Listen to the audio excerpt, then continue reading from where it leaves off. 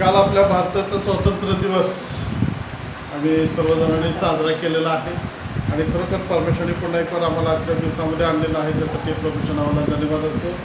परमेश्वर चांगला आहे. बायबल म्हणतं त्याची दया सनातन आहे आणि म्हणून त्याच्या दयेमुळं आम्ही परमेश्वराचे गौरव करणं किंवा परमेश्वराचं नाव धन्यवाद देणं गरजेचं आहे आणि आम्ही प्रभूमध्ये आनंद देखील करणं गरजेचं आहे. तुमच्या प्रार्थनेत भारतासाठी आठवण ठेवा.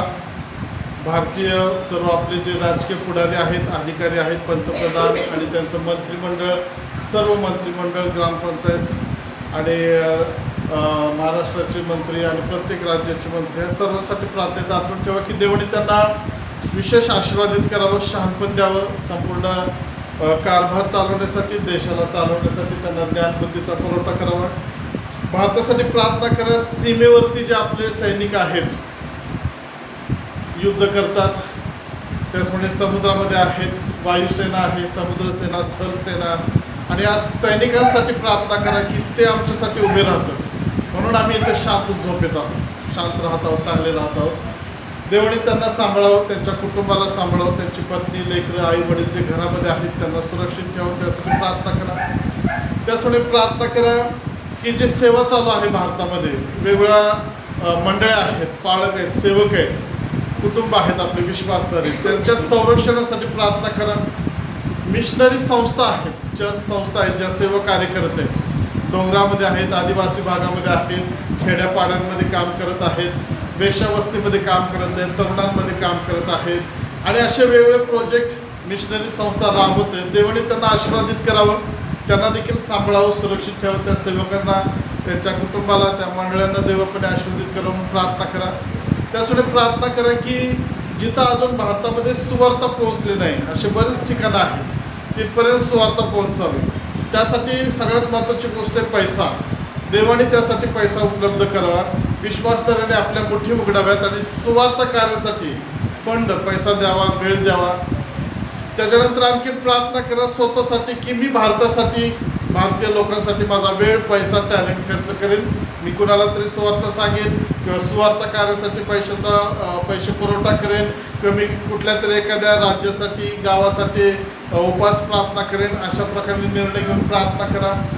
आपल्या विश्वासदारांमध्ये काही असे सेवक आहेत, म्हणजे ते पूर्ण सेवक नाहीत परंतु पेशंटची सेवा करतात, म्हणजेच डॉक्टर आहेत, नर्स आहेत आणि वॉर्ड बॉय आहेत. अशा लोकांसाठी पण प्रार्थना करा की ते बरेच असे विश्वासदार आहेत की जे आजारी आहेत, पेशंट आहेत, त्यांच्यावर उपचार करता करताच त्यांना ते सुवार्ता सांगतात. त्या लोकांसाठी पण प्रार्थना करा की देवाने त्यांच्याद्वारे पेशंटची भेट घ्यावी आणि देवाने त्यांचं देखील संरक्षण करावं. म्हणजे अशा बऱ्याच गोष्टी आहेत प्रार्थनेच्या की त्याच्यासाठी तुम्हाला प्रार्थना करणं गरजेचं आहे. त्याचप्रमाणे ज्या ठिकाणी आता विरोध चालू आहे, बराच विरोध चालू आहे, सेवेला, सेवकांना, मंडळांना छळ केला जाते आणि खोटं आरोप करून धर्मांतरच्या नावाखाली पाळक लोकांना त्रास दिला जाते. ही जी वृत्ती चालू आहे, या वृत्तीमध्ये जे भाग घेणार आहेत त्यांचं तारण व्हावं यासाठी प्रार्थना करा. जे त्या त्रासातून जात आहेत त्या पालकांसाठी, सेवकांसाठी, त्यांच्या कुटुंबासाठी प्रार्थना करा. त्यांच्या लेकरांसाठी प्रार्थना करा की देवाने त्यांचं संरक्षण करावं. विश्वासदार जे सेवक आहेत, बरेच सेवक आहेत की जे मध्यमवर्गीय आहेत, काही गरीब आहेत आणि बरेच असे सेवक आहेत ज्यांचं काम कुणाला दिसत नाही, फोकसमध्ये नाही आहेत, परंतु ते प्रामाणिकपणे काम करत आहे. अशा सेवकांची सुद्धा तुम्ही आठवण करा की ते कुठं खेड्यामध्ये, वस्ती, वेगवेगळ्या ठिकाणी असतील. देवाने त्यांना आर्थिक पुरवठा करावा, त्यांच्या लेकरांची काळजी घ्यावी, शिक्षण व्हावं, त्यांचे लग्न व्हावेत आणि सेवकांना विशेष प्रकारे आरोग्य प्राप्त व्हावं त्यासाठी प्रार्थना करा. ज्या ठिकाणी मंडळांना त्रास होत आहे त्या मंडळांची रद्दबदली करा. मंडळासाठी गुडघ्यावरती या आपल्या कुटुंबाला जसं त्रास झाला प्रार्थना करतात तसं मंडळासाठी प्रार्थना करा की ज्या मंडळा विस्कळीत होत आहेत, फुटल्या जात आहेत, छळ केले जात आहेत, त्यांच्यामध्ये देवाने त्यांचं संरक्षण करावं आणि ते स्वतः विश्वासात राहावेत, टिकून राहावेत. म्हणून तुमच्या प्रार्थनेमध्ये त्यांच्यासाठी आठवण करा. आणि सगळ्यात शेवटी मग आपल्या स्वतःसाठी पण प्रार्थना करा की आम्ही विश्वासदार जर आहोत तर आम्ही रॅप्चरसाठी तयार असावे. आम्ही जगामध्ये अडकून पडू नये, देवाच्या योजनेपासून आम्ही बाहेर जाऊ नये, यासाठी स्वतःसाठी देखील प्रार्थना करा. देव तुम्हाला प्रार्थना करण्यासाठी विशेष प्रकारे सहाय्य आणि मदत करू. यावेळेस आपण प्रभूच्या वचनामध्ये जाणार आहोत. गेल्या आठवड्यामध्ये तुम्ही काय शिकला होता? आम्ही धन्यवाद शिकत आहोत ना. जे शांती करणारे ते धन्य. का असं आहे, जे शांतीशी लग्न करणारे ते धन्य. शांत बसायचं नाही, आता बोलायचंय. काय तुम्ही शांती केली का या आठवड्यामध्ये? शांती म्हणजे काही यज्ञ करायचा का आम्हाला शांती घालायची, शांती करायची, वास्तुक शांती करायची? नाही. आम्ही दैवी शांतीविषयी पाहिलं होतं की जे शांती करतात, जे मध्यस्थी करतात, जे भांडण मिटवतात, किंवा जे दया करतात किंवा मार्गदर्शन करतात. आणि मग ख्रिस्ताच्या लोकांनी भांडण बघण्यापेक्षा किंवा भांडणाचा आनंद घेण्यापेक्षा त्या ठिकाणी शांती कशी निर्माण होईल याचा प्रयत्न करा. जरी आम्हाला डायरेक्ट मध्यस्थी करता येत नसेल तर आम्ही एक गोष्ट करू शकतो. आम्ही देवाजवळ विनंती करू शकतो की प्रभू समोर की तिथं भांडण आहे किंवा त्रास आहे आणि ते मिटू देत किंवा बंद होऊ देत. आणि ज्यावेळेस तुम्ही त्या गोष्टीसाठी प्रार्थना करता याचा अर्थ तुम्ही तिथं शांती स्थापित करा. आणि मग जर तुम्ही शांती करणारा असाल तर तुमच्यामध्ये देखील शांती असायला पाहिजे. हालेलुया. तुमच्यात जर शांती नसेल तर तुम्ही दुसऱ्याला शांती देऊ शकत नाही.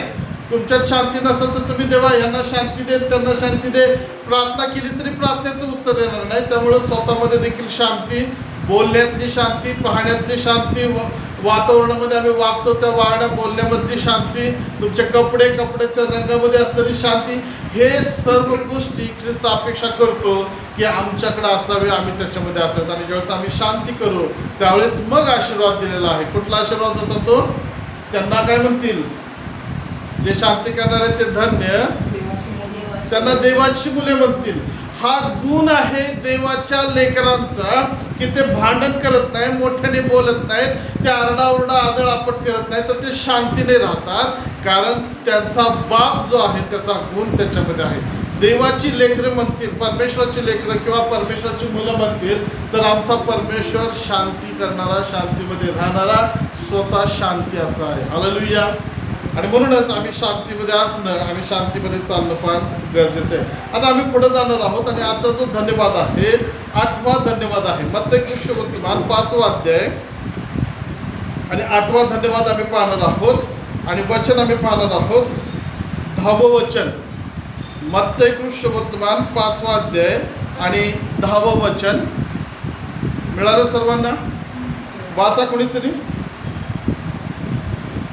नीतिमत्वाकरिता ज्याचा छळ झाला आहे ते धन्य, कारण स्वर्गाचे राज्य त्यांचे आहे. हालेलुया. काहीचं भाषांतर, माझं भाषांतर थोडं वेगळं आहे. काय म्हटलेलं आहे? धार्मिकतेकरिता ज्यांचा छळ झाला आहे ते धन्य, कारण स्वर्गाचे राज्य त्यांचे आहे. देवाच्या प्रिय लोकांनो, आता इथून पुढं 10व्या वचनापासून 12व्या वचनापर्यंत हे जे 3 वचनं आहेत ही वेगळी आहेत. आणि पहिले जर आम्ही पाहिलं 3 वचनापासून 9 वचनापर्यंत जर पाहिलं तर प्रभू आम्हाला तिथं वेगळे विषय दाखवत आहे. धार्मिकतेविषयी, शांती करण्याविषयी आणि आत्म्याची भूक आणि ताण, धार्मिकतेची भूक आणि ताण याविषयी सांगत आहे. आता तो एकदम वेगळ्या विषयामध्ये चाललेला आहे. आणि तो वेगळा विषय काय आहे? आता छळाची सुरुवात. छळ, त्रास, पीडा, वेगवेगळ्या प्रकारचे आरोप, या ज्या गोष्टी आता भविष्यामध्ये घडणार आहेत त्याविषयी तो या ठिकाणी आता शिक्षण देतात. प्रियानो, ख्रिस्ताचा मार्ग हा साधा मार्ग किंवा सोपा मार्ग नाही. ख्रिस्ताचा मार्ग म्हणजे ख्रिस्ताच्या मार्ग जाणे हे काट्यावर चालण्यासारखं किंवा दोरीवर केलेली कसरत याच्यासारखं आहे. बऱ्याच वेळा असं शिकवलं जातं, ख्रिस्ताकडे या, तुमचं जीवन एकदम सुखमय होऊन जाईल, येशूवर विश्वास ठेवा, तुम्हाला कधीच त्रास होणार नाही, येशूला प्रार्थना करा, तुमच्या जीवनात सगळंच चांगलं होईल. बरोबर आहे, ह्या सगळ्या गोष्टी आहेत. परंतु वास्तविक जर पाहिलं तर येशूच्या मार्गामध्ये बराच त्रास आहे, छळ आहे, समस्या आहेत, अडचणी आहेत, संकट आहेत. आणि या गोष्टी पार करणं ही ख्रिस्ताची इच्छा किंवा देवाची इच्छा आहे. मी असं म्हणत नाही की ख्रिस्ताकडे आलं की तुम्हाला शांती मिळणार नाही. तुम्हाला शांती मिळणार, परंतु तुम्हाला त्रासातून देखील जावं लागणार. तुम्हाला आशीर्वाद मिळणार, परंतु तुम्हाला आशीर्वादाची किंमत चुकवावी लागणार.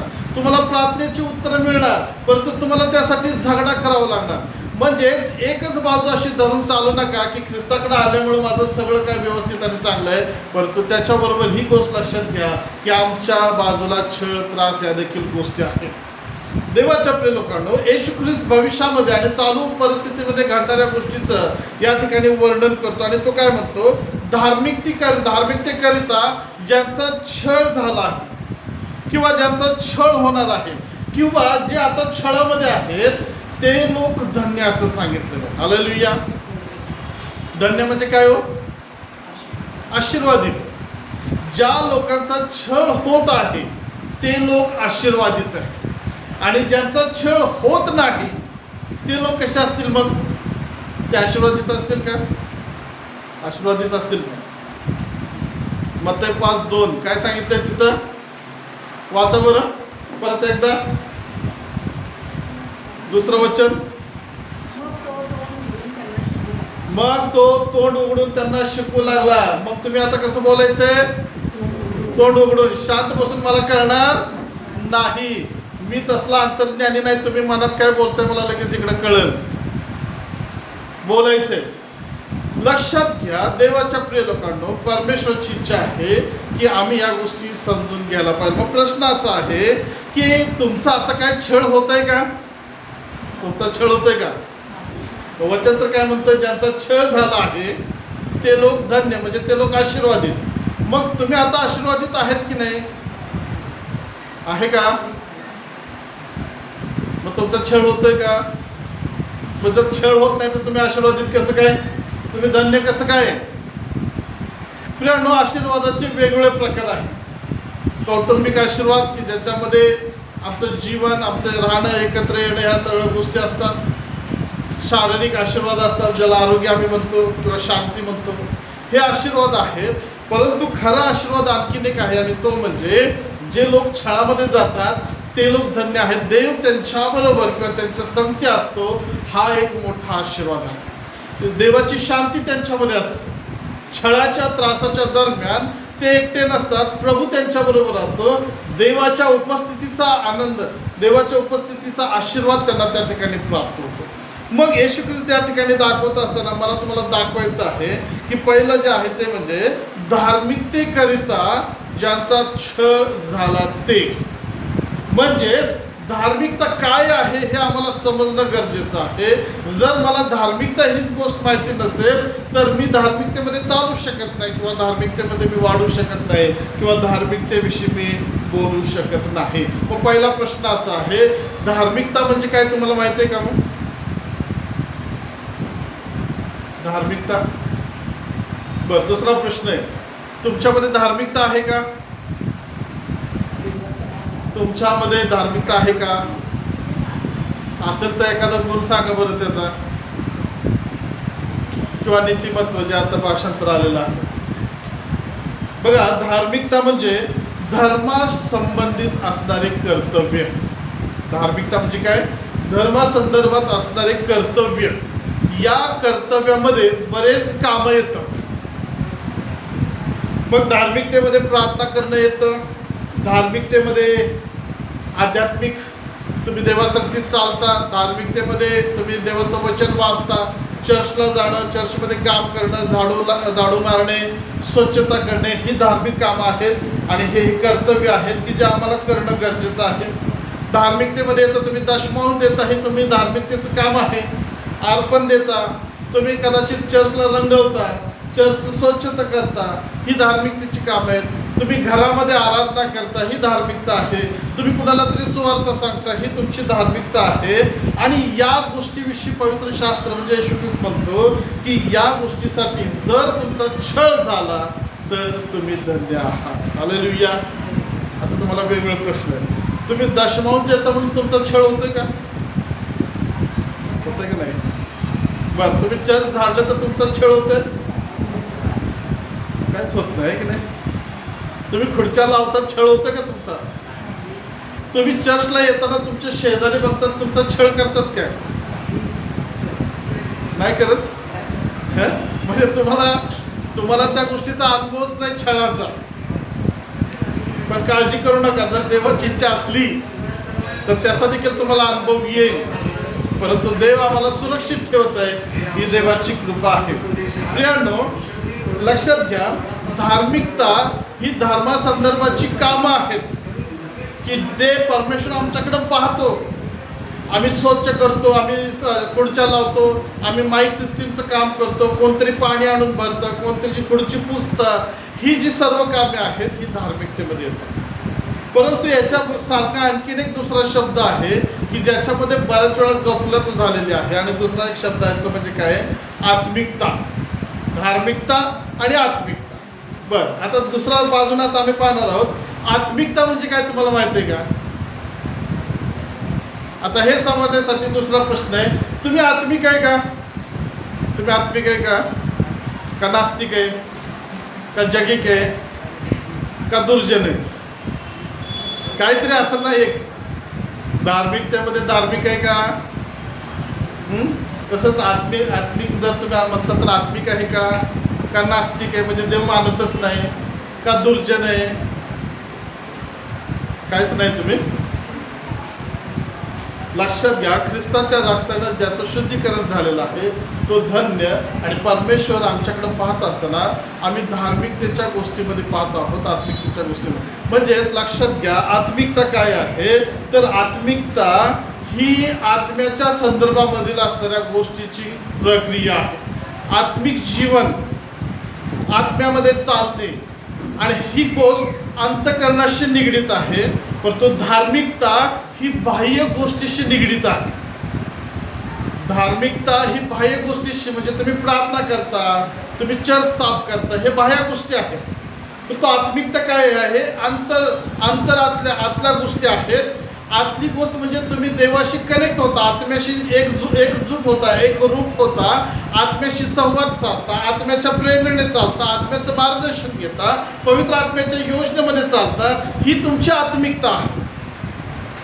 परंतु काय झालेलं आहे ह्या दिवसांमध्ये, धार्मिकता आणि आत्मिकता ही एकच समजली गेलेली आहे, आणि लोक याचं कॉम्बिनेशन करून चालतात आणि असं म्हणतात की आम्ही फार धार्मिक आहे किंवा आम्ही फार आत्मिक आहे. हालेलुया.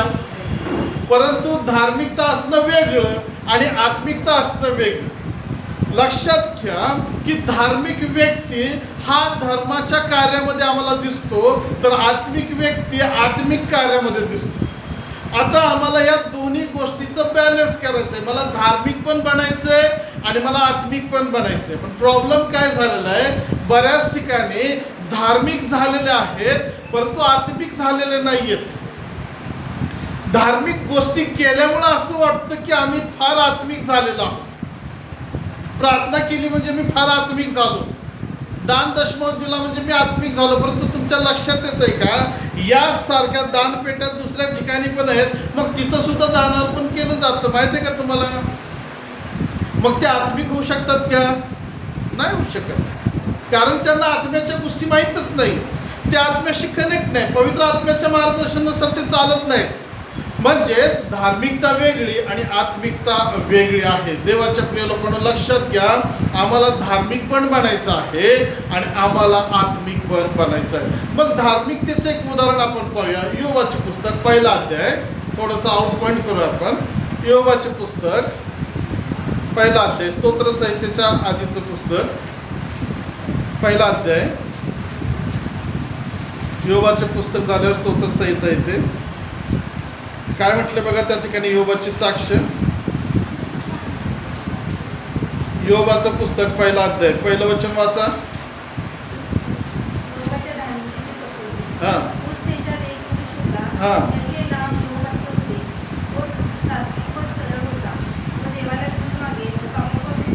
बस काय साक्ष दिलेली आहे त्याची? ऊस देशात एक पुरुष होता. मग त्याची साक्ष काय आहे? वाचा. तो देवाला भिवून वागायचा, पापापासून दूर राहायचा. अजून 2 नाही, परत एकदा वाचा बघा काय सांगितलं. 1 वचन काय म्हणतं? तो सात्विक होता. सात्विक म्हणजे काय हो? सात्विक म्हणजे काय? ठीक आहे, प्रामाणिक. सरळ होता म्हणजे वाकडा तिकडे नव्हता का? असा सरळ म्हणजे काय? तो देवाच्या इच्छेने चालायचा, स्वतःची इच्छेने नाही. आणि मग पुढे म्हटल्याप्रमाणे तो देवाला भिवून वागे, असंच आहे ना तुमचं भाषांतर. आणि पापापासून दूर राही. या ज्या 4 गोष्टी आहेत ना, याच्यामध्ये बऱ्याच उपगोष्टी पण आहेत, परंतु बायबल सांगतं त्याप्रमाणे या गोष्टी त्याच्यामध्ये होत्या. याला म्हटलं जातं तो धार्मिक होता. हालेलुया. आणखीन एक प्रेषितांचे कृत्य 10वा अध्याय आणि पहिलं वचन बघा जरा. प्रेषितांचे कृत्य 10वा अध्याय पहिलं वचन. मिळालं सर्वांना? कैसरिया येथे हा. कोणी नावाचा कोणी पुरुष होता. तीत म्हटलेल्या फलटणी शांत अधिपती होता. हा. तो नीतिमान व आपल्या घराण्यात तो नीतिमान व आपल्या घराण्यासह सर्व देवाचे घर बाळगणारा, परमेश्वराचे भय बाळगणारा, लोकांस पाठवणी, लोकांना फार दान धर्म करणारा देवाची आणि देवाची नित्य विनंती प्रार्थना करणारा असा होता. इथं पण 4 गुण आहेत. योबाविषयी सुद्धा सांगितलेलं आहे, कर्नेल्याविषयी सांगितलं. मग कर्नेल्याविषयी बायबल काय म्हणतं? पहिली गोष्ट तो धार्मिक होता. दुसरी गोष्ट तो आपल्या कुटुंबासह देवाचं भय धरायचा. तिसरी गोष्ट तो लोकांना फार दान धर्म करत होता, मदत करत होता. आणि चौथी गोष्ट तो देवाची प्रार्थना करणार होता. म्हणजे तो कसा होता? तो धार्मिक व्यक्ती होता. त्याच्याकडे धार्मिकतेची कामं होती. Hallelujah, hallelujah. आता दुसरी गोष्ट अशी आहे, ही जी गोष्ट ही धार्मिकतेमध्ये येते आणि आत्मिकतेमध्ये येते. ती म्हणजे अंतःकरण आणि आमचं मन देवाशी कनेक्ट होतं आणि पवित्र आत्म्याच्या प्रेरणेने चालवलं जातं. आता याच्यासाठी आता वचन सांगणार नाही, परंतु तो एक उदाहरण तुम्हाला घडलेलं दाखवतो. तुम्हाला माहित आहे का, देवाचा एक सेवक बसलेला असताना देवदूताने आणि आत्म्याने त्याला म्हटले, उठ आणि गज्जा नावाकडे जो रस्ता जात आहे तिकडे जा. त्या वाटेवरती एक व्यक्ती रथामध्ये बसलेला आहे, त्याला जाऊन भेट. त्या सेवकाचं नाव काय हो? हालेलुया. सेवकाचं नाव काय? त्या शिष्याचं नाव काय? प्रेषितांचे कृत्य वाचता की नाही? नवा करार वाचता की नाही? त्याचं नाव काय? एकच आवाज आहे फक्त, बाकीच्यांचा आवाजच नाहीये. का बरं असं? वाचायला पाहिजे ना. त्याचं नाव फिलिप. फिलिपाला पवित्र आत्म्याने सांगितलं, देवदूतांनी त्याला सांगितलं की जाऊन तो रथ गाठ. आता या ठिकाणी महत्वाची गोष्ट काय आहे की तो त्या गोष्टी करतो, ऐकतो, उठतो आणि पळत जाऊन त्या हापशी षंडाला भेटतो, त्याचा रथ गाठतो, त्याच्याशी बोलतो आणि नंतर त्याला बाप्तिस्मा देखील देतो. आता पवित्र आत्म्याचं ऐकणं याला म्हटलं जातं आत्मिकतेमध्ये चालणं. हालेलुया. धार्मिकता वेगळी आणि आत्मिकता वेगळी आहे. आता आम्ही जे शिकत आहोत ते धार्मिकतेविषयी शिकत आहोत. आणि धार्मिकतेमध्ये काय येतं? चर्चला जाणं येतं, धार्मिकतेमध्ये प्रार्थना करणं येतं, धार्मिकतेमध्ये रात्रंदिवस उपवास प्रार्थना करणं येतं, धार्मिकतेमध्ये दान देणे, दशांश देणे, मदत करणे, साड्या वाटणे, जेवण वाटणे, कपडे देणे, या गोष्टी येतात. धार्मिकतेमध्ये चर्चच्या लोकांची सेवा करणे, चर्च साफसफाई करणे हे येतं. धार्मिकतेमध्ये तुम्ही शेजाऱ्याला मदत करता किंवा शेजाऱ्याची काळजी घेता, त्या गोष्टी येतात. आणि मग अशा बऱ्याच गोष्टी आहेत. परंतु याची दुसरी एक बाजू आहे की जर त्या बाजूला आम्ही बघितलं आणि त्याचे जर गुण आमच्यामध्ये काही असतील तर ती धार्मिकता व्यर्थ ठरते. लक्षात घ्या, बरेच असे जण आहेत ह्या गोष्टी करतात धार्मिकतेचे, परंतु ते पैशावर प्रेम देखील करतात. हालेलुया. पैसा त्यांच्यासाठी फार महत्वाचा आहे. दान दशमांश देतात, चर्चमध्ये सेवा करतात, परंतु स्वतःचं कौतुक देखील करावं असं त्यांना वाटतं, म्हणून दिसल असं ते लोकांच्या समोर स्वतःला प्रस्तुत करतात की लोकांनी आमची वाहवा करावी आणि त्या वाहवेच्या खातीर ते पुढं पुढं जात असतात. काही अशा आहेत की दान धर्म प्रार्थना उपवास सगळ्या करतात, परंतु दुसऱ्याला तुच्छ लेखतात. त्यांच्यासारखा मी नाही, माझ्यासारखे ते नाहीत, किंवा ते कमी आहेत, किंवा त्यांना काही जमत नाही, दुसऱ्याला कमीपणा देणे. काही असे लोक आहेत धार्मिक, प्रार्थना करतात, चर्चमध्ये येतात, उपदेश सांगतात, आराधना करतात, सगळ्या गोष्टी करतात, परंतु लावालावी चाड्या पण करतात, भांडणं लावायची कामं सुद्धा करतात, निंदा करण्याची कामं सुद्धा करतात, द्वेष देण्याची कामं करतात, अपशब्द मुखानं उच्चारतात. आणि मग ह्या गोष्टी जर त्यांच्या राज्यामध्ये असतील तर या ठिकाणी मला तुम्हाला सांगू द्या, ते फसवणारे खोटे धार्मिक आहेत. हे लोक स्वर्गाच्या राज्यामध्ये जाऊ शकत नाही. मला अशा प्रकारचं धार्मिक बनायचंय की माझी धार्मिकता देवाने मोजावी आणि त्याला दिसावी, त्याला समजावं. त्यांनी म्हणावं, शाबास भल्या विश्वासू दासा, तुझी धार्मिकता प्रामाणिक किंवा खरी आहे. माझ्या धार्मिकतेमध्ये मिलावट नसावी. येशू ख्रिस्ताने एक उदाहरण दिलं, एक दाखला दिला. 2 लोक मंदिरामध्ये प्रार्थना करण्यासाठी गेले. माहिती आहे का तुम्हाला? एकटा गेला आणि प्रार्थना केली, प्रार्थना करायला लागला. येशू काय म्हणतो? त्यानं प्रार्थना केली. काय प्रार्थना केली? प्रभू, मी आभार मानतो, मला तू आशीर्वाद दिले असतील. प्रभू, तुझे आभार मानतो. आणि असं बोलताना तो म्हणतो, प्रभू, मी महिन्याचे आठवड्याचे दान दशमांश देतो, मी उपास प्रार्थना करतो, मी तुझे आभार मानतो. आणि तेवढ्यात एक पापी व्यक्ती सुद्धा तिथं प्रार्थनेला आला. लगेच त्याच्याकडे बघून हा दुसरा काय म्हणतो? प्रभू, याच्यासारखा मी नाही म्हणून देखील मी तुझे आभार मानतो. हालेलुया. मग येशू ख्रिस्ताने विचारलं, पुढे सांगितलं की तो पापी व्यक्ती स्वर्गाकडे बघायसाठी सुद्धा धजला नाही, छातीवर हात मारून म्हटला, हे देवा, मज पापेवर दया कर. आता मला तुम्हाला प्रश्न विचारायचा, जसं येशूने विचारला, या दोघांपैकी धार्मिक कोण? उपास प्रार्थना करणारा, दान दशमांश देणारा, चर्चमध्ये येणारा, का तो पापी व्यक्ती? तुम्हाला काय वाटतं, तुमच्या म्हणण्याने धार्मिक कोण? पण तो पापी दशमांश देत नाहीये, तो जकातदार कुठल्या प्रकारे चर्च साफ करत नाही हो, तो जकातदार लाइटिंगचं फिटिंग करत नाही, तो पापी आहे. त्याच्याकडं काय मोशेचं नियमशास्त्र पाळण्याची त्याला काही इच्छा दिसत नाही, पण एकच गोष्ट, फक्त प्रार्थना तो करतो. आणि हा जो दुसरा आहे, हा म्हणतो की प्रभू, मी दशमांश देतो, जिरे बडीशोपचा दशमांश मी देतो, मी आठवड्यातनं 2दा उपवास देखील करतो. मग खरं सांगा, या ठिकाणी येशू त्यांना विचारतो, तुमच्या मते धार्मिक कोण? हालेलुया. बरं, तुम्ही दशमांश देता का? नाही? पण नाही म्हटलं. दशमांश देता की नाही? मग उपास करता का? उपास प्रार्थना करता का? आता उपास प्रार्थना ठेवायचंच बंद झालेलं आहे की नाही? बरं, तुम्ही चर्चमध्ये साफसफाई करता का? करण्यासारखं दान धर्म करता का?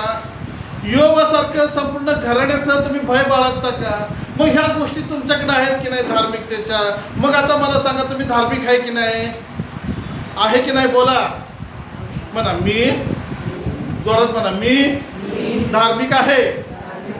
मी दान दशांश देतो, मी उपास प्रार्थना करतो, चर्चमध्ये मदत करतो, मी लीडिंग करतो, मी संदेश सांगतो, या सगळ्या गोष्टी करतो. मी करता की नाही तुम्ही?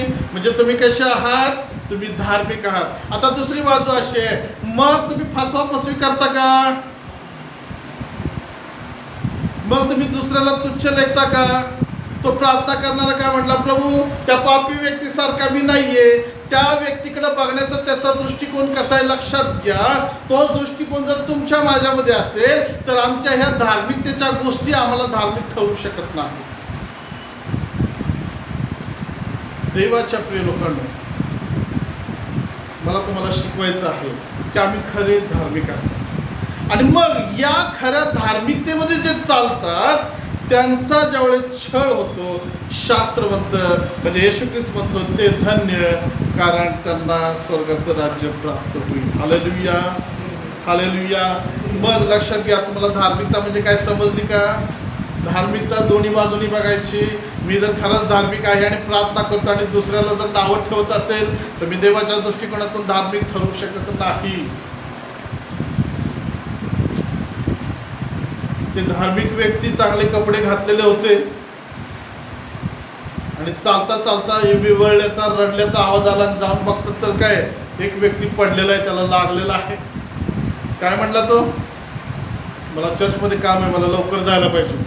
गेला निघून. दुसरा आला, त्यानं पण बघितलं. तो मी म्हटलं, अरे मी पवित्र माणूस आहे, मी याला शिवू शकत नाही, मला वर्शिप करायची. तो याजक, एक लेवी, आणखीन कोण कोण असतील, पुढारी असतील, संत्री मंत्री, आणि मग आम्ही कोणतरी हुद्द्यावरचे लोक असेल आणि मग आम्ही त्यांच्याकडे पाहतो परंतु आम्हाला दया येत नाही. तर मग लक्षात घ्या, आमची ती धार्मिकता काय कामाची की त्याच्यामध्ये दया नाही. एक साधा मनुष्य, शमरोणी, ज्याला किंमत नाही, ज्याला कुठल्या प्रकारची प्रसिद्धी नाही, ज्यांना लोक नावं ठेवतात, अशातला तो जमातीतला एक व्यक्ती येतो आणि त्याला उचलतो, त्याच्या जखमा धुतो, मलमपट्टी करतो, उतार शाळेमध्ये नेऊन ठेवतो, त्याचं बिल देखील भरतो. येशू म्हणतो तुमचा शेजारी खरा कोण? म्हणजेच येशूला काय विचारायचंय की या तिघांपैकी खरा धार्मिक कोण? तुम्हाला काय वाटतं, कोण धार्मिक? धार्मिक कोण? चांगला शंभरणी म्हटलेला आहे तो धार्मिक व्यक्ती आहे. देवाच्या प्रिय लोकांनो, तुम्ही जर चर्चला जाता तर तुमची धार्मिकता ही स्वच्छ आणि चांगली असावी देवाच्या दृष्टिकोनातून. आणि मग अशा धार्मिकतेसाठी, म्हणजे चांगल्या धार्मिकतेसाठी जर तुम्हाला छळ होत असेल तर तुम्हाला स्वर्गाचं राज्य आहे. पण तो धार्मिकता नाही आणि चुकीच्या गोष्टीमुळे जर तुमचा छळ होत असेल तर त्याला तुम्ही स्वतः जबाबदार आहात. हालेलुया. बऱ्याच ठिकाणी काय झालेलं माहिती आहे का, सेवक लोक किंवा ख्रिस्ती लोक आपल्या तोंडगळपणामुळे, चुकीच्या वक्तव्यामुळे, चुकीचं प्रदर्शन केल्यामुळे मार खातात आणि लोकांना दाखवतात असं की आम्ही ख्रिस्तासाठी मार खाल्लेला आहे. ख्रिस्त यांची जबाबदारी घेत नाही. ते मार त्यांच्या स्वतःच्या चुकीमुळे खाल्लेला आहे किंवा स्वतःच्या चुकीमुळे ते त्रासामध्ये गेलेले आहे. परंतु खऱ्या धार्मिकतेसाठी ज्यावेळेस छळ होतो ख्रिस्त त्याच्याबरोबर असतो. हालेलुया. मग आता दुसरी गोष्ट, आम्ही दुसरा मुद्दा पाहणार आहोत. पहिला मुद्दा पाहणार आहोत की धार्मिकतेसाठी जो छळ होतो नेमकं काय घडतं. पवित्र शास्त्रामध्ये आम्ही पाहणार आहोत. एक असे छळाचे 2-3 प्रकार आम्ही पाहणार. प्रेषितांचे कृत्य 2 अध्याय 4 अध्याय 2 वचन आम्ही वाचणार आहोत. प्रेषितांचे कृत्य आम्ही पहिल्या मुद्द्यामध्ये जातो. पहिला मुद्दा आहे धार्मिकतेमुळे छळ, धार्मिकतेसाठी छळ. प्रेषितांचे कृत्य 4 अध्याय 2 वचन काय म्हटले बघा त्या ठिकाणी. कारण ते लोकांना शिक्षण देऊन येशूच्याद्वारे मेलेल्या पुन्हा उठवणे आहे असे प्रसिद्धपणे सांगत होते. याचा त्यांना संताप आला. पुढं तेव्हा त्यांनी त्यांना अटक केली व संध्याकाळी झाली होती म्हणून संध्याकाळपर्यंत त्यांना चौकीत ठेवले. बस काय सांगितलंय, याचे त्यांना अतिशय वाईट वाटले, राग आले. कशाचं? या ठिकाणी देवाचे सेवक कोण आहेत? देवाचे सेवक पेत्र आणि योहान लोकांना शुभवर्तमान सांगत आहे, येशू ख्रिस्ताविषयी सांगत आहेत आणि याचा त्यांना फार राग आला, त्यांना वाईट वाटलं. शास्त्र म्हणतं वचन 3 मध्ये, तेव्हा त्यांनी म्हणजे त्या जमावाने, त्या लोकांनी पेत्र आणि योहान यांच्यावर हात टाकले व संध्याकाळ झाली म्हणून सकाळपर्यंत त्यांना चौकीत ठेवले. हालेलुया. हात टाकले म्हणजे त्यांना पकडलं, त्यांच्यावरती खोटे आरोप टाकले आणि काही कारण नसताना त्यांना पकडून तुरुंगामध्ये नेऊन सकाळपर्यंत, रात्रीपासून सकाळपर्यंत दाबून ठेवलेला. हा त्यांचा झालेला छळ. आता थोडंसं इमॅजिन करायचं की तुरुंगामध्ये, चौकीमध्ये ज्यावेळेस एखादा व्यक्तीला बसवतात, त्याला नेऊन ठेवतात, तर त्याची तिथं चांगली उठाठेव केली जात असेल. या या या या तुरुंगात आला, चहा घ्या, गरम पाणी घ्या, कॉफी घ्या, आता रात्र झाली, मस्तपैकी गादी घ्या, चांगली बेडशीट हातरतो, मस्तपैकी झोपा, सकाळी उठून जावा, असं होईल का? देवाच्या प्रिय लोकांनो, चौकीमध्ये कुठल्याही प्रकारची सेवा होत नाही. त्या ठिकाणी मानसिक त्रास होतो, शारीरिक त्रास होतो, मनस्ताप होत असतो. आपल्या प्रियजनांपासून लांब होणे, त्या चौकीमध्ये, त्या ठिकाणी थंडी असेल, उष्णता असेल, पाऊस पडत असेल, गारठा असेल, मच्छर आहेत, दुर्गंधी घाण आहे, इतर कैदी आहेत, इतर लोक त्या ठिकाणी आहेत आणि या सगळ्या वातावरणामध्ये एका व्यक्तीला बसवणे आणि ठेवणे ही चांगली गोष्ट आहे का? म्हणजेच या ठिकाणी त्रास आहे, मानसिक पण आणि शारीरिक पण, आणि चौकीमध्ये ठेवणे हा छळ आहे. मला तुम्हाला शिकवायचं आहे की ख्रिस्ताच्या नावामुळे किंवा ख्रिस्तावर विश्वास ठेवल्यामुळे किंवा तुम्ही चर्चला जाता किंवा बायबल तुमच्याकडे असल्यामुळे तुम्हाला पकडतील, तुमच्यावर हात टाकतील आणि तुम्हाला तुरुंगामध्ये सुद्धा टाकायला कमी करणार नाही. हा तुमचा छळ आहे. आणि या छळाविषयी येशू म्हणतो की जर तुम्हाला असा छळ होत असेल, झाला असेल, किंवा आता सध्या त्याच्यामध्ये जर तुम्ही असाल तर तुम्ही धन्य, म्हणजे तुम्ही आशीर्वादित लोक आहात. हालेलुया. तुरुंगात जाण्याची अजून बऱ्याच जणांना वेळ आलेली नाही.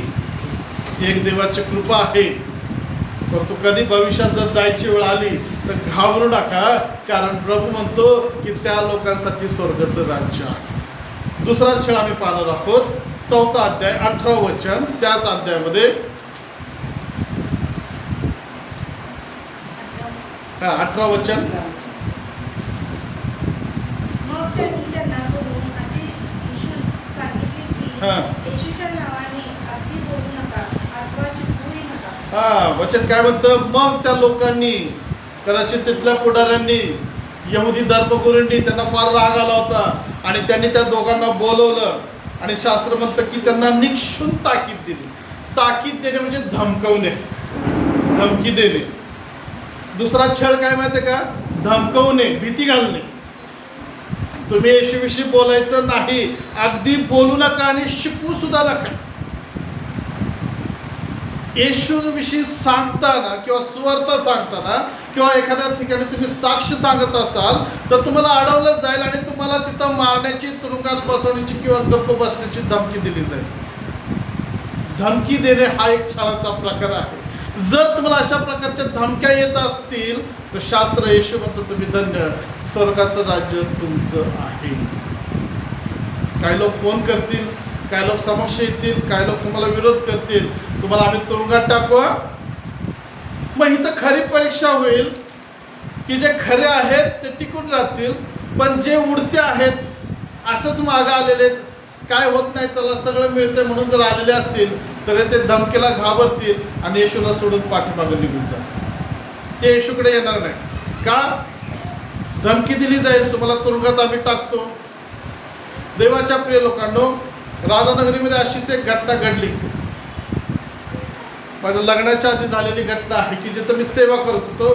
दुसऱ्या एका सेवकाच्या चुकीमुळे, चुकीचा स्वार्थ प्रसार, अपशब्द वापरल्यामुळे तो निघून गेला कोल्हापूरला आणि विरोध करणाऱ्यांना असं वाटलं की तो मी आणि माझा पार्टनर आहे. आणि त्यांनी माझ्या चर्चमध्ये, आमच्या चर्चमध्ये काही विधर्मी लोक येत होते, तर त्यांनी काय केली, परीक्षा केली, लक्ष ठेवलं रविवारचं याच्या चर्चला कोण कोण जात आहे. आणि ही गोष्ट आम्हाला माहीतच नाही काय चाललेलं आहे. एक वेळ अशी झाली की एक कुटुंब चर्चला यायचं अचानक बंद झालं. एक रविवार आला नाही, दुसऱ्या रविवारी आलं नाही. मग मी जाऊन त्यांना भेटलो आणि त्यांना विचारलं तुम्ही चर्चला प्रार्थनेला यायचं बंद काय केलेला. त्यावेळेस त्यांनी म्हटले काय नाही. म्हटलं सांगा, खरं खरं सांगा काय घडत आहे. त्यावेळेस त्यांनी सांगितलं की गावातील काही प्रतिष्ठित आणि पुढारी लोकांनी आमच्या घरी येऊन आम्हाला धमकी दिलेली आहे की जर तुम्ही तिथं रविवारी चर्चमध्ये दिसला तर तुमचं डेअरीला दूध घालणं बंद केलं जाईल, तुमच्या जनावरांना चारा देणं बंद केलं जाईल, तुम्हाला कुठेही गावामध्ये रोजगार मिळू दिला जाणार नाही, ग्रामपंचायतचे जेवढे काही लाभ असतील एकही तुम्हाला दिलं जाणार नाही आणि तुमच्या मुलांवर, तुमच्यावरती आम्ही कारवाई करू. आणि त्याचा परिणाम असा झाला की ती गरीब कुटुंब, ती गरीब फॅमिली घाबरली आणि चर्चला यायचं त्यांनी बंद केलं. काही लोकांना पकडलं, त्यांनी धमक्या दिल्या तुम्ही चर्चला जायचं नाही. परंतु जे स्ट्रॉंग होते ते राहिले, परंतु जे नवीनच होते, नुकतेच येत होते, ते घाबरले आणि आम्हाला विनंती करायला लागले आमच्या घरी सुद्धा तुम्ही येऊ नका, तुम्हाला जर आमच्या घरात बघितलं तर आम्हाला त्रास. प्रियानो, धमक्या देणे हे एक शैतानी योजना आहे, कार्य आहे. याच्यातून 2 गोष्टी होतात. एक मानसिक त्रास होतो आणि दुसरी परीक्षा होते की ख्रिस्ताच्या मागं कोण जातं आणि ख्रिस्ताला सोडून कोण जातं. Hallelujah, hallelujah. फडणवीसने एक नुसतं असा शब्द सोडला की चर्चला जातात, खरं गव्हर्नमेंट सर्वंटला सर्व्हिस पण करतात, चर्चला जातात आणि शासकीय योजना पण घेतात. सगळ्यांची आम्ही फायली उघडणार आहे आणि कोण कोण त्याचं तसं करते त्या सगळ्यांचे सगळे शासकीय मदत किंवा जे काही फॅसिलिटी आहे ते आम्ही बंद करणार. काय परिणाम झाला माहिती आहे का? जे शासकीय याच्यामध्ये कामाला आहेत किंवा कार्यालयामध्ये आहेत, नोकरीवरती आहेत, परंतु चर्चला पण जातात. बऱ्याच जणांना छातीत धडकी भरली, आमची नोकरी गेली तर काय करायचं. आमचा पगार जाईल, बोनस जाईल, आमचे फायदे जातील, आम्हाला मिळणारे जे फायदे आहेत ते बंद होतील. मग काय करायचं? मग येशूला सोडूया आणि कामाला धरून बसूया. धमकीमुळं बऱ्याच लोकांनी चर्चला जाणं बंद केलं आणि बऱ्याच लोकांनी चर्च सोडून दिलेला. येशू नको आहे, आम्हाला सरकारी काम पाहिजे. देवाच्या प्रिय लोकांना, धमकी हा एक छळाचा प्रकार आहे आणि शास्त्र सांगतं त्याप्रमाणे पेत्र, योहान आणि शिष्यांना बऱ्याच वेळा धमकीचा सामना करावा लागला. जर तुम्ही खरंच विश्वासणारे असाल तर धमकीला घाबरू नका, प्रार्थना करा. थोडीशी भीती वाटेल, टेन्शन येईल, आता काय करायचं, हे लोक असं करतील तसं करतील, परंतु परमेश्वर तुमच्या बरोबर आहे. जर तुम्ही शेवटपर्यंत टिकून राहाल तर देवाचे गौरव तुमच्या जीवनामध्ये होतील. तिसरी आम्ही छळाचा प्रकार बघणार आहोत. प्रेषितांची कृत्य 7वा अध्याय 57, 58 वचन आणि 60 वचन, 3 वचन आम्ही वाचणार आहोत. प्रेषितांचे कृत्य 7वा अध्याय 57, 58 आणि 60 वचन. प्रेषितांचे कृत्य 7वा अध्याय 57. तेव्हा ते मोठ्याने ओरडून व कान बंद करून एकजुटीने त्यांच्या अंगावर धावून गेले. मग ते त्याला शहराबाहेर काढून दगडमार करू लागले आणि साक्षीदारांनी आपली वस्त्रे शौल नावाच्या एका तरुणाला पायाजवळ ठेवली. आणि 60 वचन. ते दगडमार करीत असता स्तेफन प्रभूच्या धावा करीत म्हणाला, हे प्रभू येशू, माझ्या आत्माचा स्वीकार कर. मग गुडघे टेकून तो मोठ्याने ओरडला, हे प्रभू, हे पाप त्याच्याकडून मोजू नकोस, असे बोलून तो उठी गेला. स्तेफन नावाचा सेवक, सुवार्तिक, प्रेषितांच्या बरोबर असणारा हा व्यक्ती, याने शुभवर्तमान ख्रिस्ताची सर्व माहिती सांगितली आणि ते ऐकून लोक इतके रागानं भरले, कान बंद केले असं म्हटलेलं आहे. म्हणजे कानावर हात ठेवून, म्हणजे इतके चिडले आणि त्यांनी काय केलेलं आहे, त्याच्यावर तुटून पडले, त्याला मारहाण केली आणि तेवढ्यावर ते शांत झाले नाहीत तर त्याला दगडमार करून ठेचून मारून टाकलेला.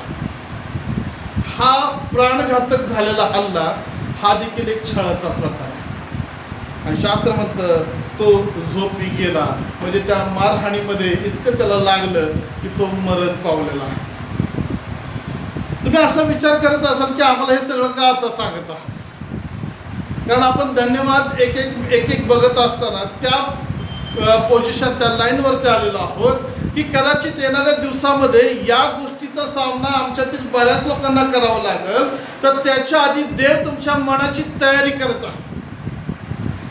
परीक्षेच्या आधी जसा अभ्यास करावा लागतो तसंच येणाऱ्या संकटाच्या आधी कदाचित ते दिवस आमच्यासाठी असतील नसतील आम्हाला माहीत नाही, परंतु देवाची इच्छा की आम्ही तयारीत असावं, आम्हाला याची पूर्वकल्पना असावी.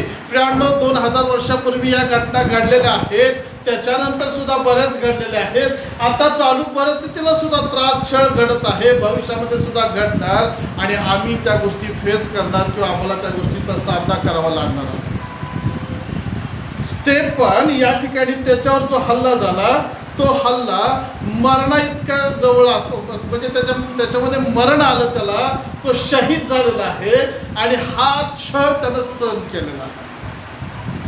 आता प्रश्न असा आहे की स्तेफन मेला तो आता कुठं असेल? अधोलोकात का सुखलोकामध्ये असेल?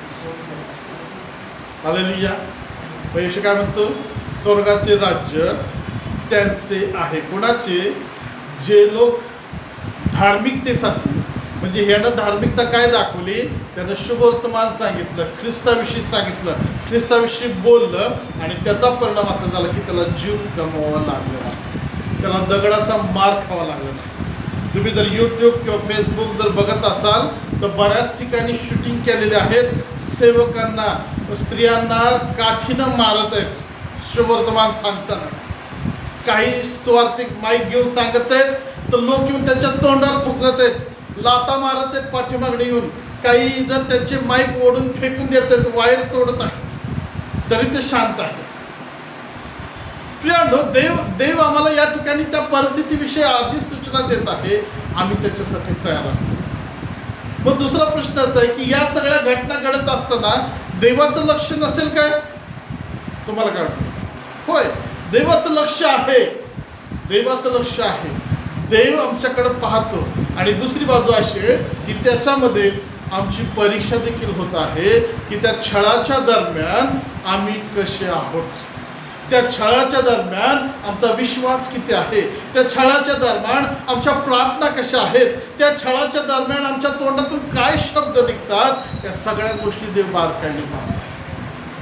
म्हणून देवाच्या प्रिय लोकांनो, लक्षात घ्या, छळ हा प्रत्येक विश्वासणाऱ्याचा एक भाग आहे. पुढचा छळ आम्ही पाहणार आहोत 8वा अध्याय, मत्ती सुवर्तमान प्रेषितांचे कृत्य 8वा अध्याय आणि पहिलं वचन. हां. शौलाला तर त्याच्यावर मान्य होता. त्या दिवशी यरूशलेमाच्या मंडळीचा फार छळ झाला. म्हणून प्रेषित केली त्या सर्वांची यहुदिया शमरोन या प्रदेशात कामाकाम झाली. बस काय म्हटलेले? त्या दिवसात यरूशलेमातल्या मंडळींचा मोठा पाठलाग झाला. म्हणून प्रेषितांखेरीज ते सर्व यहुदिया व शमरोन या प्रदेशात पांगून गेले. आता या छळाला म्हटलेलं आहे स्थलांतर होणे. छळामुळे स्थलांतर होणे, एका गावातून दुसऱ्या गावात पांगणे, पळून जाणे. प्रेषित फक्त तिथं राहिले, परंतु बाकीचे शिष्य जे होते ते छळामुळे आपला बचाव करण्यासाठी दुसऱ्या गावामध्ये गेले. परंतु जाता जाता तिथं देखील त्यांनी काय केलेलं आहे? शुभवर्तमान सांगितलेलं आहे. पांगले ते सगळीकडे. आणि मग इथं त्यांच्या गावाचे नाव दिले. यहुद्यामध्ये आणि शमरोन गावामध्ये लोक गेलेले आहेत. इचलकरंजीमध्ये छळ व्हायला लागलेला आहे. आणि मग याला पोलिसी भाषेमध्ये काय म्हटलं जातं? तडीपार करणे, एका गावातून दुसऱ्या गावामध्ये पाठवायचं, स्थलांतर करणे. हे लोक स्वार्थ सांगत होते, ख्रिस्ताविषयी सांगत होते, म्हणजेच हे धार्मिक होते, धार्मिकतेचं काम करत होते. म्हणून त्यांचा एवढा छळ झाला की शेवटी त्यांना घरदार सोडावं लागलं आणि दुसरीकडे जाऊन ते राहिलेलं.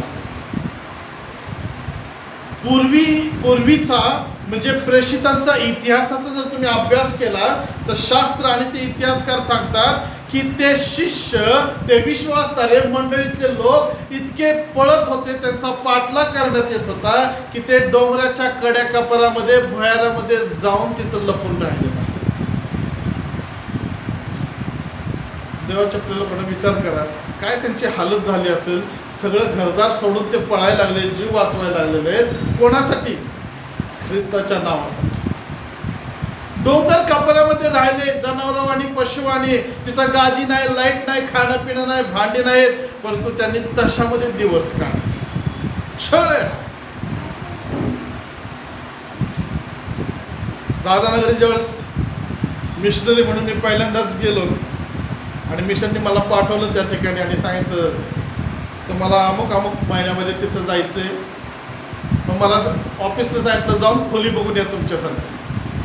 पण तिथं आधीची एक मिशनरी फॅमिली होती, तमिळनाडूमधून आलेली. मग त्यांच्या रूमवरती गेलो, त्यांना भेटलं आणि मग त्यांना म्हटलं चला जरा खोली बघून या, कुठं मिळते का. आणि मग ते आणि मी, आम्ही दोघं मिशनरी, ते माझे सिनियर व्यक्ती होते आणि आम्ही राधानगरीमध्ये खोल्या बघायसाठी फिरायला लागलो. आणि मग एका ठिकाणी रूम बघितली. पहिलं विचारलं तुम्ही कोण, काय करता. मग मी सांगितलं माझं नाव, माझा पत्ता, माझं गाव सगळं सांगितलं. तुम्ही काय काम करता ते सांगा. आणि मग मी सांगितलं मी चर्चमध्ये काम करतो, म्हणजे त्यांना समजेल अशा भाषेमध्ये. तुम्ही ख्रिश्चन आहे का? म्हटलं होय ख्रिश्चन आहे. खोल्या नाहीत आमच्याकडे. बऱ्याच ठिकाणी मला नाकारलं, दिली नाहीत खोल्या कोणी. तुम्ही येशूचे लोक आहे का? नको नको नको. काहीतरी म्हटलं तुम्ही स्लो पॉइझन आहेत आमच्या समाजामध्ये, नाश करता तुम्ही, तुम्हाला खोल्या मिळणार नाही. मला त्रास झाला त्या ठिकाणी. रॅशन कार्ड करायसाठी दिला. ख्रिश्चन आहे का तुम्ही? माझं रॅशन कार्ड कागद सगळी घाळ करून टाकली त्यावेळी. ख्रिश्चन आहे का तुम्ही? बाप्तिस्माचे कार्यक्रमचे फोटो काढलेले, प्रिंट करण्यासाठी कॅमेऱ्याचा रोल दिला होता. त्या माणसाने त्या रोलची सगळी वाट लावून टाकली आणि सांगितलं फोटो आलेच नाही. बऱ्याच अशा गोष्टी माझ्या जीवनामध्ये त्या ठिकाणी घडलेल्या आहेत. काय आहे? हा छळ आहे. तुम्हाला मिळणार नाही, खोल्या मिळणार नाही, जावा दुसऱ्या गावात. प्रेषितांचा सुद्धा असा छळ झाला. शास्त्र म्हणतं ते पांगले, मंडळीचा पाठलाग झालेला आहे, त्यांना पकडून तुरुंगामध्ये टाकणे, खोटा आरोप, आणि ते पळत होते, जीव वाचवत होते, पळत होते. पण त्यांनी ख्रिस्ताला सोडलं नाही. जिथं गेले तिथं त्यांनी शुभवर्तमान सांगितलं असं बायबल म्हणतं. तुम्ही आज स्वतःच्या घरात निवांत आणि स्वतःच्या गावात एकदम सुरक्षित राहत असाल, प्रभूला धन्यवाद द्या. त्या घराविषयी आणि गावाविषयी किटकिट आणि तक्रार करू नका. प्रभू मला असलं घर दिलं, प्रभू इथं ठेवलं कशासाठी. फक्त लक्षात घ्या, छळ आणि पाठलाग जर चालू झाला तर ते सोडावं लागेल. मोठा बंगला असेल आणि पाठलाग झाला तर काय करणार? सोडणार का बंगला? का त्यांना म्हणणार नको मी येशूला सोडतो, खरं बंगला सोडणार नाही? लोटाच्या बायकोने तेच म्हणले, प्रभू डोंगरात राहायचं कसं काय जमल का रे प्रभू? मला एवढं घरी आलिशान सगळं असताना मी त्या डोंगरामध्ये जाऊन काय करू? प्रभू माझी तिथं गादी आहे, प्रभू माझं घर आहे, सोनं आहे, आणि माझ्या सगळ्या वस्तू तिथे आहेत, माझ्या आठवणी आहेत, आणि माझा संसार आहे. प्रभू त्या डोंगरात काय, खडकात दगडात मातीमध्ये मी काय करू? मागं बघितलं आणि ते मिठाचं खांब झालं. छळ आम्हाला कधी कधी पळायला सुद्धा लावतो. हा एक छळाचा प्रकार आहे. जर ख्रिस्ताच्या सेवेसाठी आणि कार्यासाठी म्हणजे धार्मिकतेसाठी जर छळ होत असेल तर शास्त्र म्हणतं तो व्यक्ती धन्य आहे. मग हे कुठं गेले? यहुद्यांमध्ये आणि शमरोन गावामध्ये जाऊन ते तिथं राहिले. तिथं त्यांनी शुभवर्तमान सांगितलं. मागच्या महिन्यामध्ये मी छत्तीसगडची एक बातमी फेसबुकवरती वाचत होतो.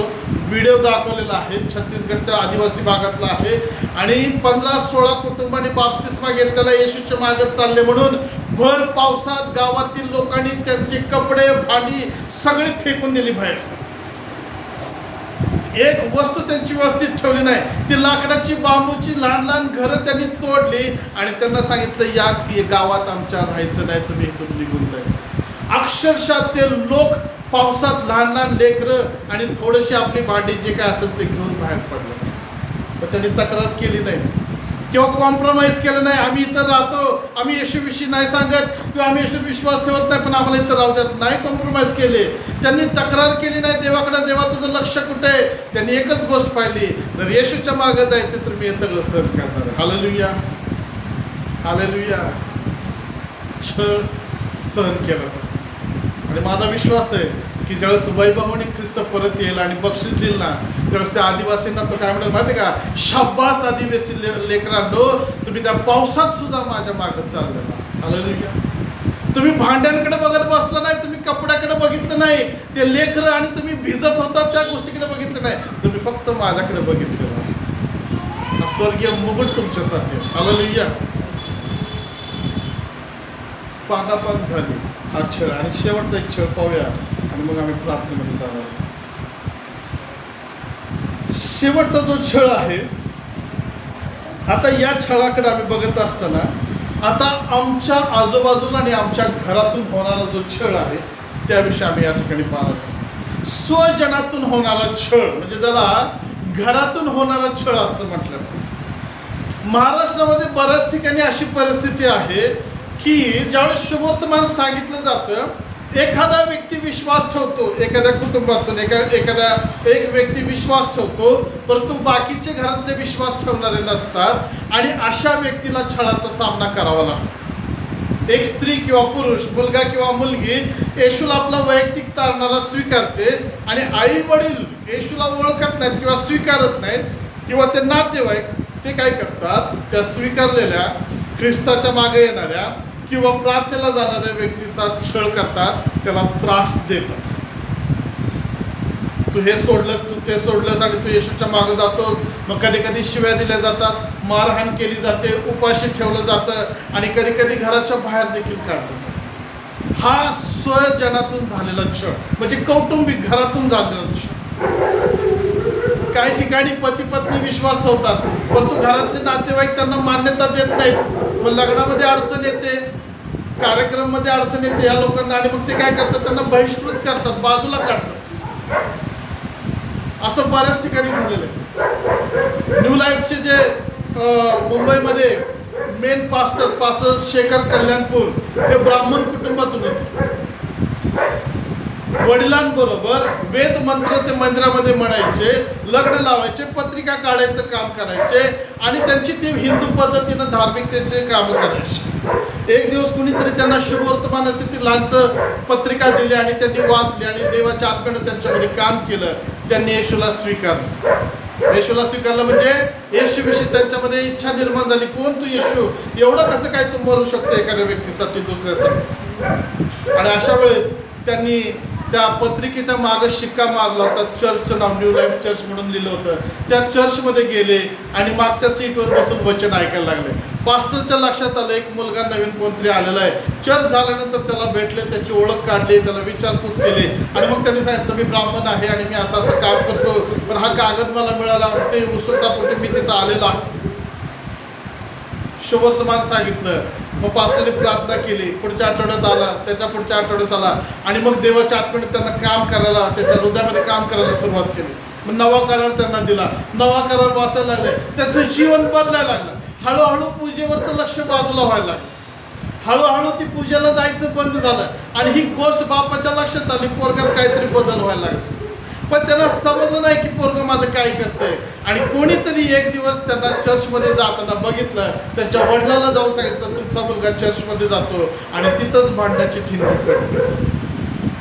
इतकी जोरदार भांडणं झाली. घरामध्ये त्यांना त्रास व्हायला लागला.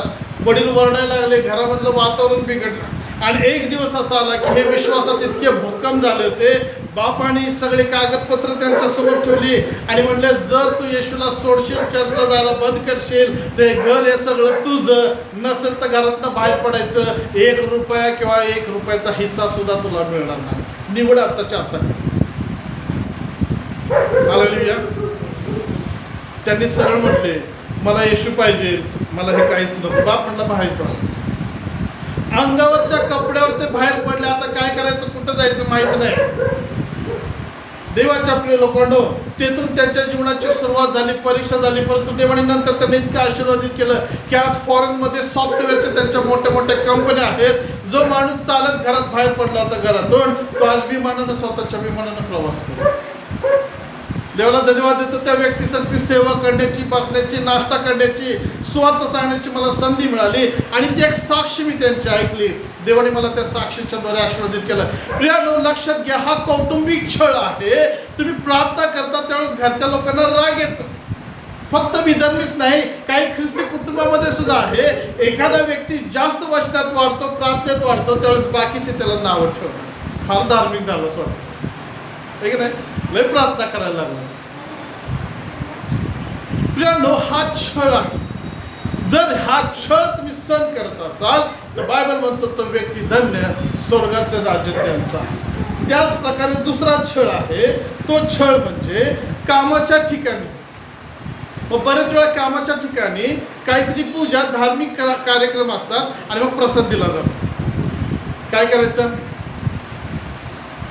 बरेच वेळा काही जण खात नाहीत आणि काही जण सरळ सांगतात आम्हाला चालत नाही. याचा परिणाम नोकरीवरती, पगारावरती, हाजरीवरती अशा प्रकारे होतो की ते आम्हाला वेगळ्या दृष्टिकोनातून पाहतात. हा आमच्यात मिक्स होत नाही, तो आमच्या धार्मिक कार्यात येत नाही आणि मग तिथं टोमणे मारणे, त्या कामगाराला किंवा त्या व्यक्तीला, मुलाला, मुलीला जाणून बुजून त्यांचे पैसे अडवणे, पगार अडवणे, पगार काढायचा नाही, सुट्ट्या द्यायच्या नाहीत, त्यांना जास्त वेळ कामाला राबवून घ्यायचं. हा एक छळ आहे. आणि मग या छळाला कंटाळून बरेच जण नोकरी सोडतात आणि दुसरीकडे बघतात. परंतु देवाची इच्छा आहे की तुम्ही तिथं टिकून राहावे. शास्त्र म्हणतं तुमची सहनशीलता सर्वांस कळून यावे, प्रभू तुमच्या समीप आहे. पण जर या छळाच्या दरम्यान तुम्ही टिकून राहत असाल तर देव तुम्हाला आशीर्वादित केल्याशिवाय राहणार नाही. हालेलुया. मिलिटरीमध्ये एक घटना घडलेली आहे. एक विश्वासणारा मुलगा, एक साधा विश्वासणारा, प्रार्थना करायचा. काय पण झालं प्रार्थना, पहिली प्रार्थना. लोक त्याचे सैनिक हसायचे, अधिकारी हसायचे. काय तुझा इश्यू करणार आहे, सारखा इश्यू करतो. आणि एक दिवस याला तोंडघशी पाडण्यासाठी, त्याचा अपमान करण्यासाठी या लोकांनी एक प्लॅन केला. त्या मिलिटरीमध्ये, त्याच्या एरियामध्ये, त्या कॅम्पमध्ये एक बंद पडलेली जीप गाडी होती. युद्धामध्ये वापरलेली, जुनी झालेली, पण बंद पडलेली आहे, तिला वापरत नाही. आणि त्या जीप गाडीकडं कुणाचं लक्ष जायचं नाही. ती बरेच वर्ष तिथं पडून राहिली होती. या ग्रुपनं काय केलं, त्याची परीक्षा आणि त्याला खाली बघायला लावायचा, अपमान करायचा. म्हणजे त्याला म्हटले ती जीप गाडीतनं तू एक राऊंड मारून आलास तर आम्ही तुला खरं समजू. मग ह्याच्या रोजच्या सवयीप्रमाणे म्हटला ठीक आहे, आणि जीप गाडीजवळ गेला आणि प्रार्थना केली, प्रभू मला तर जीप गाडी चालवायला येत नाही, पण निदान सुरू तरी करायला येऊ देत. जीप गाडीसाठी प्रार्थना केली, स्वतःसाठी प्रार्थना केली, आणि मग त्या जीप गाडीला त्यानं हात लावला, आत गेला आणि चावी मारली. एक 2-3 वेळा चावी लावली आणि शेवटी गाडी स्टार्ट झाली आणि तो गाडी असा फिरवून राऊंड मारून आणून तिथं उभे केले आणि परत म्हटला प्रभू धन्यवाद, आणि जाऊन सांगितलं बघा मी जीप गाडी चालवली. Hallelujah, hallelujah. त्या अधिकाऱ्यासह सगळे जे तिथं त्याची फलटण जे होते ना, ते सगळे गुडघे टेकून त्याच्याजवळ पडले, रडले, क्षमा मागायला लागले. म्हटले आम्ही तुझी परीक्षा घेतली, आम्हाला क्षमा कर. तो म्हटला झालं काय, गाडी चालवली की मी.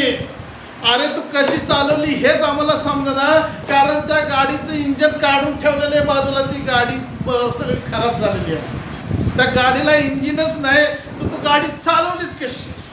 तर मग मला काय माहित नाही, मला एकच माहित आहे, माझी गाडी चालवणारा माझा प्रभू येशू ख्रिस्त. हालेलुया. देवाच्या प्रिय लोकांना, तुमची कामामध्ये परीक्षा, टिंगल, अपमान होईल, तुमचा पगार थांबवला जाईल, तुमची एग्रीमेंट थांबवली जाईल, किंवा तुम्हाला पगाराचा त्या ठिकाणी हिशोब दिला जाणार नाही. हा तुमचा छळ आहे, आणि त्याच्यात जर तुम्ही टिकून राहतात तर देव तुम्हाला आशीर्वादित केल्याशिवाय. फॉरेनमध्ये मधल्या काही वर्षांमध्ये ख्रिस्ती व्यक्ती कामावर आहेत म्हणून येशूला सोडणार तर तुम्ही कामावर राहू शकता, जर येशूला सोडणार नाही तर तुम्ही कामावरून कमी होऊ शकता. बऱ्याच कामगारांना कामावरनं मोठ्या मोठ्या पगारावरनं काढून टाकलं, काही विश्वासदारांचे पगार दिले नाहीत. पण ज्यांनी म्हटले आम्ही येशूला सोडायला तयार आहे, ते कामावरती राहिले, पगार घेतले, ते येशू सांगते चालले नाही. पण बऱ्याच जणांनी निर्णय घेतला आम्हाला पगार नसला चालेल, आम्हाला येशू पाहिजे, आम्हाला कंपनीतनं काढलं तरी चालेल, पण आम्ही येशूला सोडणार नाही. हा छळ आहे, तो छळ त्यांनी सहन केला. काही घरामध्ये प्रार्थना करणारी सून असेल तर सासू छळ करते, लय प्रार्थना करते. काही ठिकाणी भाऊ प्रार्थना करणारा असेल तर बाकीचे नाव ठेवतात. प्रियांनो, हा घरातला, कामातला, कौटुंबिक, सामाजिक हा छळ आहे, आणि या छळामध्ये आम्ही टिकून राहावं. आणि जो अशा प्रकारचा छळ सहन करतो देव त्याला आशीर्वादित करतो. आणखीन एक छळ त्याच्यामध्ये आम्ही पाहतो, कॉलेजमध्ये किंवा शाळेमध्ये छळ केला जातो. त्या विद्यार्थ्यांच्या वया फाडल्या जातात, मार्क लिस्टमध्ये खाडाखोड केली जाते, त्यांना पुढं जाऊ दिलं जात नाही. त्यांचे नंबर पहिले आलेले असतील तर त्या लेकरांचे नंबर पाठीमागे टाकले जातात. प्रश्नपत्रिकेमध्ये खाडाखोड केली जाते. कशामुळं? हे चर्चला जातात, हे विश्वासधारी किंवा हे ख्रिस्ती आहेत, आणि यांच्याकडे चांगल्या चांगल्या गोष्टी आहे, त्यामुळं त्यांचा छळ, त्या विद्यार्थ्यांचा छळ केला जातो. काळजी करू नका विद्यार्थ्यांनो, देव तुमच्या बरोबर आहे. जर तुम्ही छळ सहन करता तर परमेश्वर तुमच्या बरोबर आहे. आणि शेवटी गावातील छळ म्हणजे जिथं तुम्ही राहता, तुमच्या आसपासचे लोक, बघा कधी तुमच्या लक्षात येते का, गोड बोलणारेच लोक जेव्हा तुमची प्रार्थना असते त्यावेळेस टेप रेकॉर्ड जास्त मोठ्याने लावतात. तुम्ही बायबल वाचत असतात त्यावेळेस काहीतरी दंगा करतात. काय आहे? हा छळ आहे. आजूबाजूचे लोक अडथळा निर्माण करतात, आणि अशाच प्रकारे मोबाईलची गाणी मोठ्याने लावणे छळ करतात. लहान लहान गोष्टीवरून वाद निर्माण करतात. तुझा कचरा इकडे आलेला आहे, तुझे कपडे इकडे आलेले आहेत, आणि तुमची गाडी इकडे लावलेली आहे, आणि तुमचं कुत्रच ओरडत आहे, तुमची मांजरच आली. हे काय आहे? हे निमित्त आहे. परंतु हे शेजारचे लोक त्याच्याद्वारे काय करतात? छळ करत असतात. आणि येशू म्हणतो ज्याचा छळ होत आहे ते धन्य, कारण ते स्वर्गाचे राज्य पाहत. हालेलुया. पैसे कापले जातात, मग काय करायचं? काम सोडायचं. पेपर तुमचे चुकीचे दिले जातात, शाळा बंद करायची. येशूमुळे छळ निंदा होतो, मग चर्चला जायचं बंद करायचं का?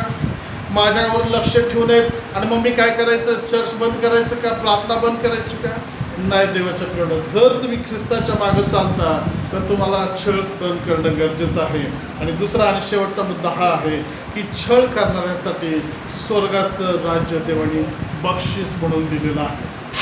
एक वचन वाचू आणि प्रार्थना करा. 2 तिमोथी 2 अध्याय आणि 12 एक वचन आपण वाचूया. 2 तिमोथी 2 अध्याय आणि 12 वचन.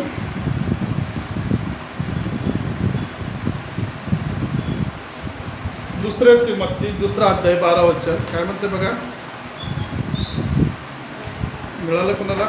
जर आपण धीराने सोसतो जर आपण धीराने सोसतो तर त्याच्याबरोबर राज्यही करू. तर त्याच्याबरोबर राज्यही करू.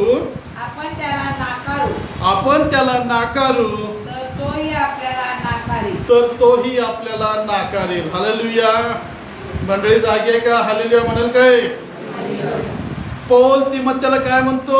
त्याच्या मंडळीला शिक्षण देतो आणि काय म्हणतो? जर 12 वचन, जर आपण धीरानं सोसतो, या छळाच्या दरम्यान तुम्ही धीरानं शांत राहता, जर तुम्ही देवाविरुद्ध बंड करता, किरकिर करता, कुरकुर करता किंवा तुम्हाला त्रास देणाऱ्यांना तुम्ही शिवाय शाप देता, चुकीची प्रार्थना करता, देवा ह्याला बघून घे, ह्याचं असं कर आणि त्याचं तसं कर, ते आमचे त्रास देतात, हल्ले केलेले, लक्षात घ्या देव त्या ठिकाणी बघत आहे. परंतु पौल त्यांना म्हणतो तुम्ही सहन करता. कसं?